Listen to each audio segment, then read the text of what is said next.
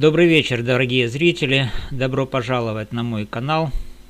Меня зовут Валерий Табаков, я юрист, но сегодня выступаю не как специалист по праву, или, вернее, не только как специалист по праву, но и как человек, глубоко интересующийся историей, культурой и сложными отношениями между народами. Тема настоящего сегодняшнего разговора нашего с вами одна из самых сложных и болезненных. Тайна русской души. Или почему Россия испытывает такую враждебность к Украине. Этот вопрос волнует миллионы людей по обе стороны границы.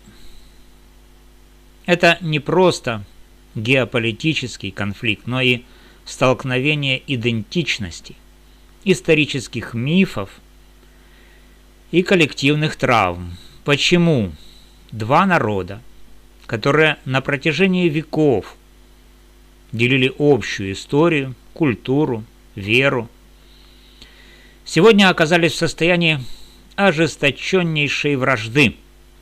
Некоторые объясняют это борьбой за ресурсы, другие – имперскими амбициями России, но я хочу предложить вам менее очевидную, однако крайне интригующую гипотезу, основанную на древней истории и коллективной памяти.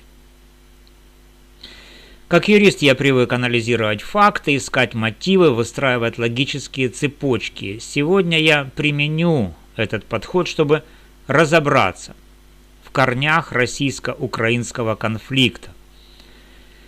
Мы поговорим о Киевской Руси, о финно-угорских племенах, о так называемом лингвоциде и о том, как эти исторические процессы могли сформировать современные обиды. Но в конце я предложу иной взгляд на украинскую историю, который уходит глубже традиционного нарратива о Киевской Руси. Это будет долгий разговор, около получаса, так что устраивайтесь поудобнее. Моя цель не просто рассказать сухую историю, но и предложить вам задуматься. Начинаем. Чтобы понять, почему Россия и Украина сегодня находятся в таком напряженном противостоянии, нам нужно вернуться к истокам. Например, Киевской Руси, государству, которое оба народа считают своей исторической колыбелью. Киевская Русь, возникшая в IX-X веках, была одним из крупнейших и наиболее развитых государств средневековой Европы. Так, во всяком случае, об этом пишут учебники истории. Ее центром был Киев, город, который летописи называют матерью городов русских. Именно здесь, на берегах Днепра, зародились основы восточнославянской культуры, письменности и православной веры. Как-то так в этих учебниках пишут. Давайте пока отставим критику, но и пойдем дальше. Украинская историография, включая работы таких ученых, как Ирина Фарион, утверждает, что современная Украина – прямой наследник этой Руси. В своей докторской диссертации Фарион писала, что староукраинский язык был языком племени Русь, от которого произошел современный украинский язык. И это, друзья, не просто лингвистический аргумент. Это претензия на фундамент национальной идентичности. Для Украины Киевская Русь – это символ культурной и духовной преемственности. Например, украинские историки указывают на использование старославянских текстов, написанных в Киеве, и сохранение традиций, связанных с князьями Владимиром Великим и Ярославом Мудрым. Киев был не только политическим центром, но также и местом, где формировались первые литературные памятники, такие как «Повесть временных лет» или «Слово о полку Игореве». Эти произведения написаны на языке, близком к современному украинскому, подчеркивают связь Украины с Русью. Однако Россия тоже претендует на это наследие. В российской исторической традиции считается, что Русь через Великое княжество Московское трансформировалась в современную Россию.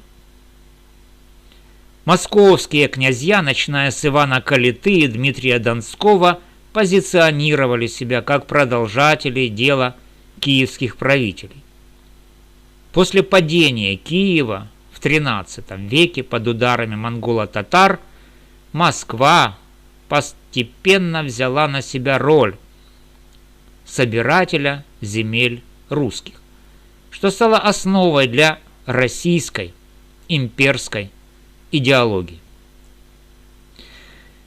Этот спор о наследии Руси не просто академический. Как юрист я вижу в нем конфликт, похожий на судебный процесс о праве на наследство. Представьте двух родственников, спорящих о том, кому принадлежит семейная реликвия. Обе стороны, Украина и Россия, считают себя законными наследниками, и каждая приводит свои аргументы. Украина ссылается на географическую и культурную преемственность с Киевом, а Россия на политическую и религиозную преемственность через Москву. Этот спор осложняется тем, что обе стороны используют историю как инструмент легитимации своих современных амбиций. Например, в XIX веке Российская империя рассматривала украинцев как малороссов, часть единого русского народа, отрицая их отдельную идентичность. В то же время украинские интеллектуалы, такие как Тарас Шевченко, настаивали на уникальности украинской культуры и языка. Этот конфликт идентичностей продолжается и сегодня, подпитывая напряженность между двумя странами. Чтобы лучше понять, давайте рассмотрим конкретный пример – крещение Руси в 988 году. Это событие, связанное с Владимиром Великим, стало поворотным моментом для восточных славян. Но кто имеет право считать это событие частью своей истории? Украина указывает на Киев как место крещения, а Россия на преемственность православной традиции через московскую митрополию. Этот спор о духовной собственности лежит в основе многих современных конфликтов. Теперь, друзья, давайте углубимся в более провокационную гипотезу, которая связывает российско-украинский конфликт с древними процессами ассимиляции. В раннем Средневековье территории, которые сегодня входят в состав России, населяли не только славянские племена, но и многочисленные финно-угорские народы – Чудь, Меря, Весь, Мурама и другие. Эти племена имели свои языки, культуры, традиции, отличные от славянских. Они жили на обширных пространствах, от Балтийского моря до Волги, занимаясь охотой, рыболовством и торговлей. С приходом Руси и ее экспансией на север и восток начался процесс интеграции этих финно-угорских племен в состав государства. Этот процесс ускорился после крещения Руси в 988 году. Христианизация не была просто сменой религии. Она сопровождалась культурной и языковой унификацией. Церковнославянский язык, основанный на старославянском и разработанный учениками братьев Кирилла и Мефодия, стал языком церкви и языком письменности. Это был мощный инструмент объединения, но он имел побочные эффекты. Местные финно-угорские языки начали вытесняться. Летописи и археологические данные показывают, что к XII-XIII векам многие финно-угорские племена, особенно в центральных и северо-восточных регионах, начали терять свои языки и культурные особенности.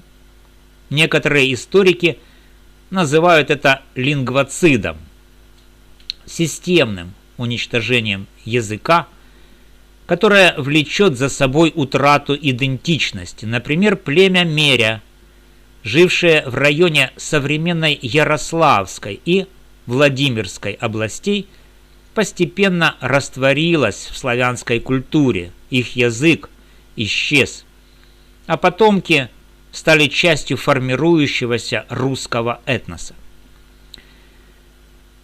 Чтобы понять масштаб этого процесса, обратимся к конкретным примерам. В повести временных лет упоминаются финно-угорские племена, такие как Чудь, как данники Руси. Но с течением времени их имена исчезают из летописи, а их земли становятся частью русских княжеств. Этот процесс не всегда был насильственным, часто он происходил через смешанные браки, торговлю и принятие христианства. Например, археологические находки в Суздале и Ростове показывают, как финно-угорские элементы в материальной культуре постепенно уступали место славянским. Однако результат был один.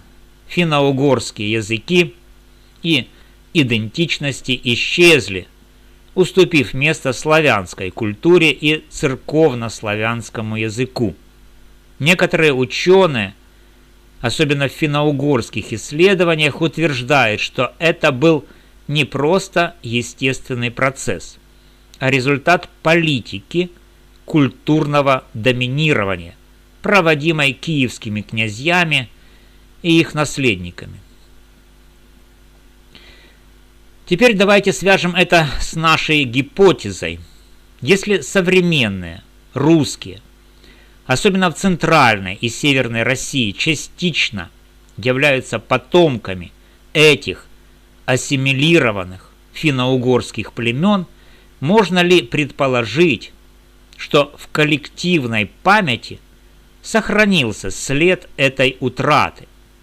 Как юрист я знаю, что потеря чего-то ценного, будь то имущество, право или идентичность, оставляет глубокий след. В случае финно-угорских племен мы говорим об утрате языка, культуры и самобытности, что можно сравнить с культурной травмой.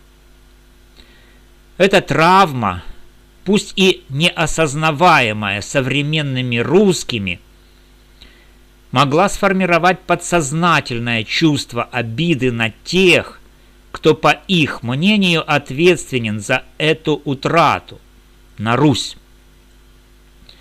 А кто сегодня претендует на наследие Руси?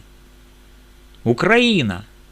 Таким образом, Украина, провозглашающая себя наследником Киевской Руси, может восприниматься как символ того самого культурного доминирования, которое стерло финно-угорские идентичности.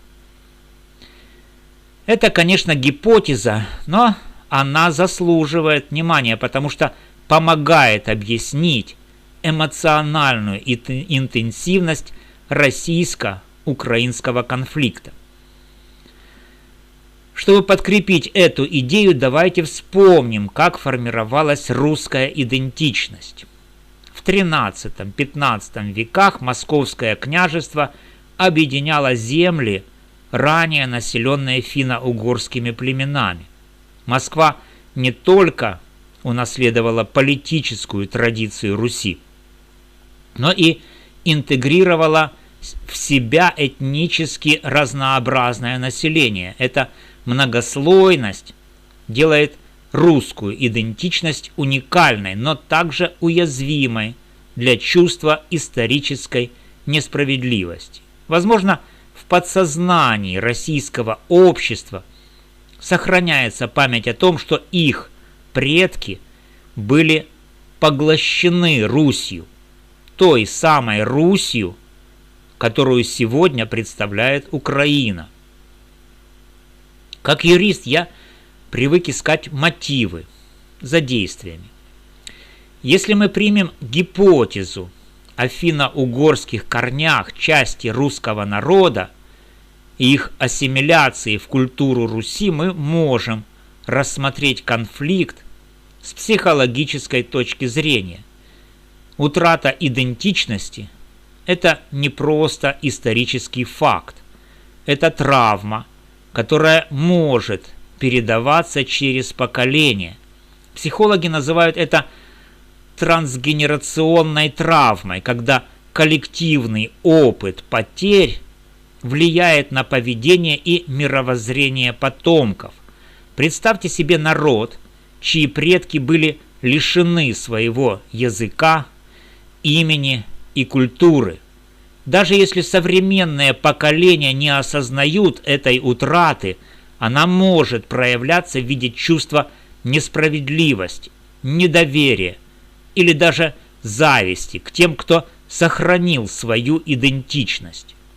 Украина с ее ярко выраженной национальной идентичностью и претензией на наследие Руси может восприниматься как зеркало, в котором Россия видит свои собственные утраты. Давайте рассмотрим пример. В российской пропаганде Украина часто изображается как предатель или фальшивая Русь. Почему? Возможно, потому что украинская идентичность, основанная на Киевской Руси, напоминает России о том, что она сама считает себя наследником этой традиции, но при этом несет бремя сложной, многослойной истории. Русская идентичность формировалась не только из славянских корней, но и из ассимиляции финно-угорских, тюркских и других народов. Это делает ее уникальной, но также уязвимой для чувства исторической несправедливости. Роль языка в этом конфликте особенно показательна. Язык – это не просто средство общения. Это основа идентичности. В Украине после 2014 года активно продвигалась политика украинизации, направленная на укрепление украинского языка в общественной жизни. Для многих в России это воспринимается как угроза, потому что язык – это часть того самого наследия Руси, которое Россия считает своим. Но если вернуться к нашей гипотезе, можно предположить, что эта реакция не только о языке, но и о глубокой памяти, о лингвоциде, который пережили предки современных русских. Исторические параллели подтверждают эту мысль. Например, в Ирландии до сих пор сохраняется горечь от английской колонизации, которая вытеснила гельский язык. В Уэльсе и Шотландии аналогичные процессы вызывали протесты и движения за возрождение национальной культуры. В России, возможно, существует схожий механизм, но направленный не на внешнего врага, а на внутренний образ Руси, который сегодня ассоциируется с Украиной. Чтобы углубить анализ, давайте обратимся к культурной антропологии. Ученые, такие как Эрнест Гелнер, утверждали, что национальная идентичность формируется через нарративы, которые народы создают о своем прошлом. В случае России нарратив о едином русском народе был создан в XIX веке, чтобы объединить разнородное население империи. Но этот нарратив игнорировал финно-угорские и другие корни, что могло усилить чувство внутренней дисгармонии. Украина, напротив, выстраивает свой нарратив вокруг Киевской Руси, что воспринимается как угроза российской монополии на этот исторический миф. Конечно, эта теория не объясняет всего. Современный конфликт – это сложное переплетение геополитики, экономики и идеологии, но психологический аспект нельзя недооценивать. Как юрист я знаю, что за любым конфликтом стоят не только рациональные мотивы, но и эмоции, которые часто уходят корнями в далекое прошлое. Российская агрессия против Украины – это не только борьба за территории или влияние, но и попытка разрешить внутренний конфликт идентичности, который тянется веками. Теперь давайте перейдем к современности. Российско-украинский конфликт, начавшийся с аннексии Крыма в 2014 году и продолжающийся полномасштабной войной с 2022 года, это трагедия, которая потрясла весь мир. С юридической точки зрения действия России являются явным нарушением международного права. Принципы суверенитета, территориальной целостности и права на самоопределение, закрепленные в уставе ООН, были грубо попраны. Как юрист я могу сказать, что международное сообщество, включая Международный суд ООН и Международный уголовный суд, рассматривает эти действия как незаконные. Например, резолюция Генеральной Ассамблеи ООН от 27 марта 2014 года 68/262 подтвердила территориальную целостность Украины и признала аннексию Крыма незаконной. Кроме того, расследование военных преступлений, совершенных в ходе конфликта, продолжаются, и Россия несет ответственность за нарушение международного гуманитарного права. Но юридические аспекты – это только часть картины. Конфликт имеет глубокие культурные и исторические корни. Украина, утверждая себя как наследник Киевской Руси, стремится к независимости не только политической, но и культурной. Это проявляется в политике украинизации, в укреплении украинского языка и культуры, а также в сближении с Европейским Союзом и НАТО.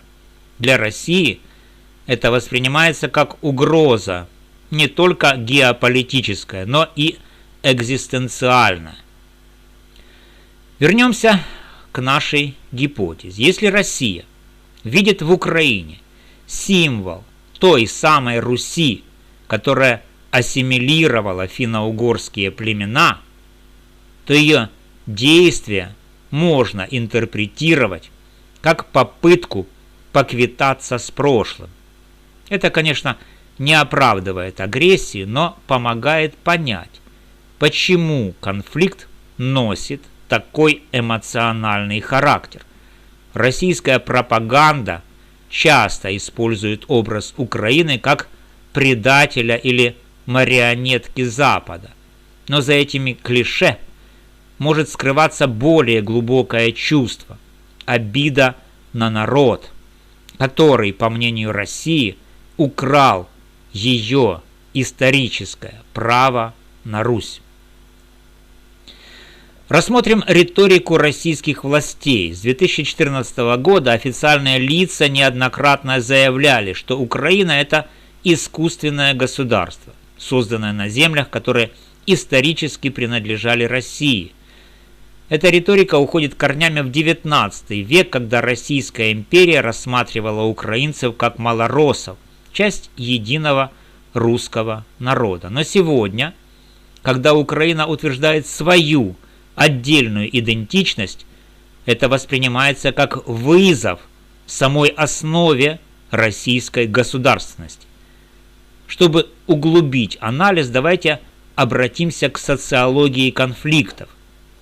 Ученый Джон Пол Ледерер в своей книге «The Clash of Civilizations», хотя и с другим контекстом, отмечал, что конфликты между близкими культурами часто бывают более ожесточенными, чем между далекими.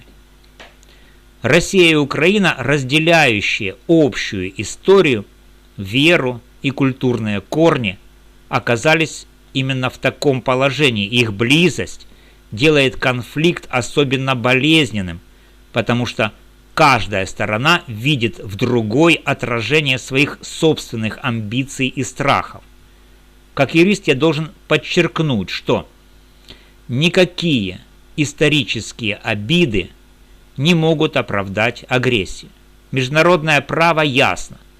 Каждый народ имеет право на самоопределение. Украина, как суверенное государство, имеет полное право определять свою идентичность, язык и внешнюю политику. Но понимание исторических и психологических корней конфликта может помочь нам найти пути к его разрешению. Итак, в чем же тайна русской души? Возможно, это сочетание гордости за великую историю и боли от утрат, которые сопровождали ее формирование. Русская идентичность – это сложный гобелен, сотканный из славянских, финно-угорских, тюркских и других нитей. Но в этом гобелене есть разрывы, утраченные языки, культуры и истории, которые до сих пор влияют на то, как Россия видит себя и своих соседей. Украина с ее гордым провозглашением наследия Руси стала невольным зеркалом, в котором Россия видит свои собственные травмы. Наша гипотеза о финно-угорских племенах и лингвоциде добавляет глубину этому объяснению, но она также побуждает нас пересмотреть саму концепцию украинской истории.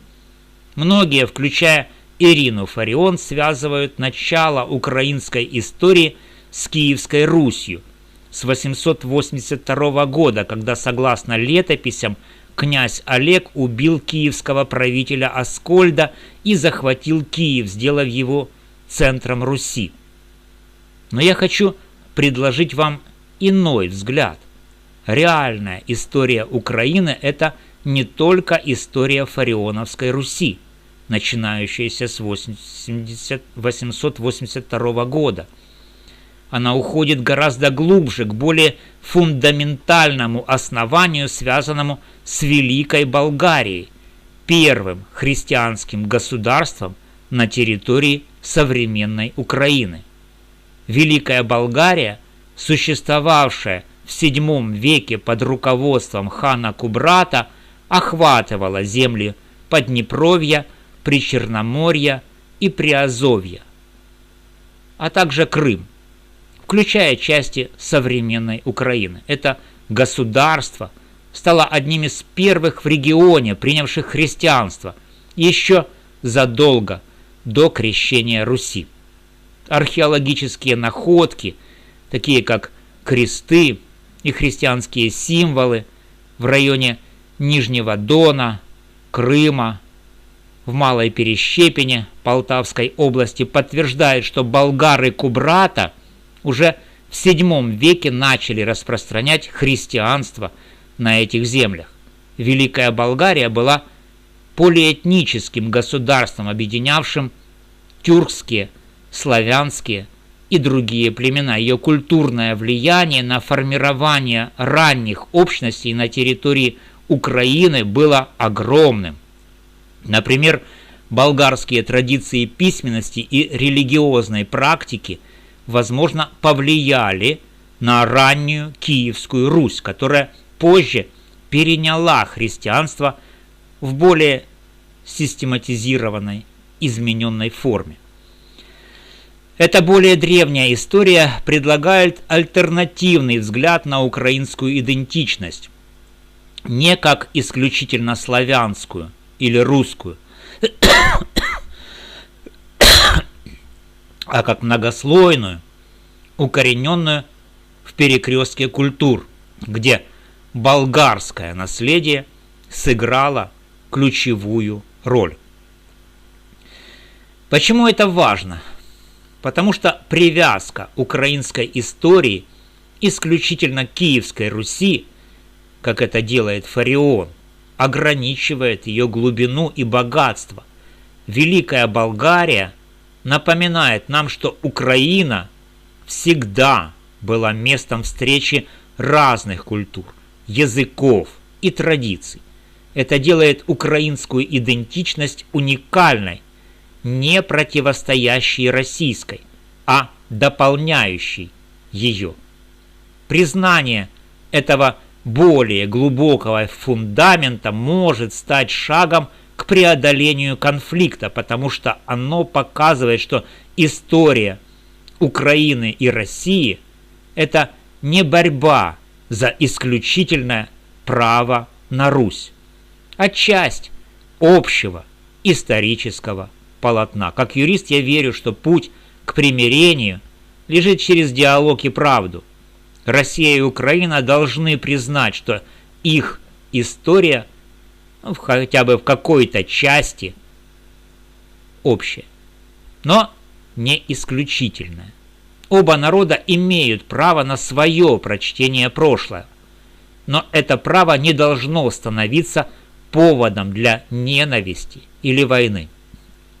Что мы можем сделать? Во-первых, нужно прекратить использовать историю как оружие. Вместо того, чтобы спорить о том, кто является настоящей Русью, стоит сосредоточиться на будущем. Во-вторых, международное сообщество должно поддерживать Украину в ее праве на самоопределение, но также искать пути для деэскалации конфликта через дипломатию. Наконец, народы России и Украины должны начать открытый разговор о своей общей истории не для того, чтобы переписать ее, а чтобы понять друг друга.